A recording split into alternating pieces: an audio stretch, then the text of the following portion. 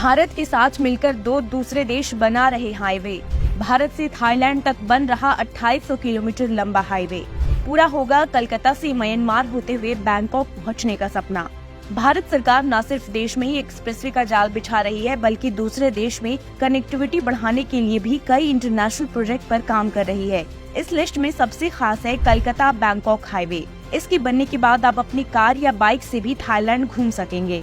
ये त्रिपक्षीय highway Bharat, Myanmar और थाईलैंड के बीच बनाया जा रहा है, जो कलकत्ता से शुरू होकर सिलीगुड़ी, कूच बिहार के रास्ते बंगाल से निकलेगा, श्रीरामपुर सीमा से असम एंटर करेगा और गुवाहाटी से होता हुआ दीमापुर से नागालैंड में पहुंचेगा। इसके बाद ये मणिपुर के इम्फाल से होता हुआ मोरे से म्यांमार देश में एंट्री लेगा। म्यांमार के मांडले, नाइफडा, बागो और मायवाड़ी शहरों से होते हुए हाईवे मैसॉट पहुंचेगा और यहां से ये थाईलैंड में एंटर करेगा। इसके बाद सुखोथाई से होता हुआ बैंकॉक तक पहुंच जाएगा। इसकी लंबाई 2800 किलोमीटर होगी। कोलकाता से बैंकॉक तक सड़क बनाने का आइडिया पहली बार पूर्व प्रधानमंत्री अटल बिहारी वाजपेयी ने सोचा था। अप्रैल 2002 में म्यांमार के योंगान में हुए भारत, म्यांमार और थाईलैंड की मिनिस्ट्रियल मीटिंग में इसे प्रपोज और अप्रूव किया गया था। इसका मकसद भारत और दक्षिण पूर्व एशियाई देशों के संग आसियान के बीच व्यापार और टूरिज्म को बढ़ावा देना था। लेकिन 2004 में अटल सरकार की विदाई के बाद इस प्रोजेक्ट को भी ठंडे बस्ते में डाल दिया गया। लेकिन 2014 में बीजेपी की सत्ता में वापसी के बाद इस प्रोजेक्ट की फाइलों पर पड़ी धूल को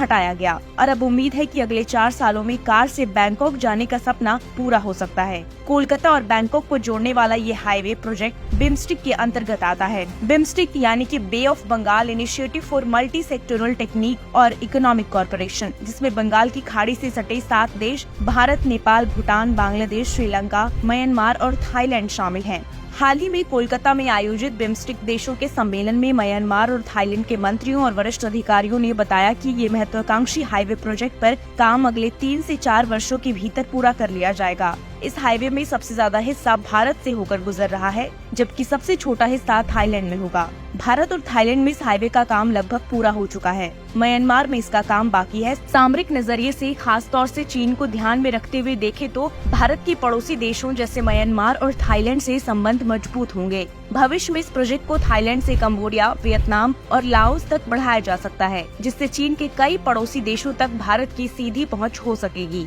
Bharat, Myanmar, Thailand trilateral highway project Bharat की सबसे महत्वाकांक्षी लुक ईस्ट पॉलिसी का अहम हिस्सा है। इसके एक बार बनने के बाद नॉर्थ ईस्ट के विकास में पंख लगना तय है। भारत और थाईलैंड के बीच एक डायरेक्ट सड़क की कनेक्टिविटी होने से यहाँ गुड्स और कमोडिटीज के लिए ट्रांसपोर्टेशन समय और ढुलाई खर्च दोनों को कम करेगा। साथ ही क्रॉस बॉर्डर व्यापार को बढ़ावा मिलेगा और जिन एरिया से ये हाईवे गुजरेगा वहाँ आर्थिक गतिविधियाँ तेज होंगी। नॉर्थ ईस्ट के टूरिज्म को मेगा बूस्ट मिलेगा। कलकत्ता से थाईलैंड तक सड़क शुरू होने के बाद भारत एक बार फिर से दुनिया भर में अपनी चमक बिखेरेगा। ब्यूरो रिपोर्ट, एक भारत न्यूज।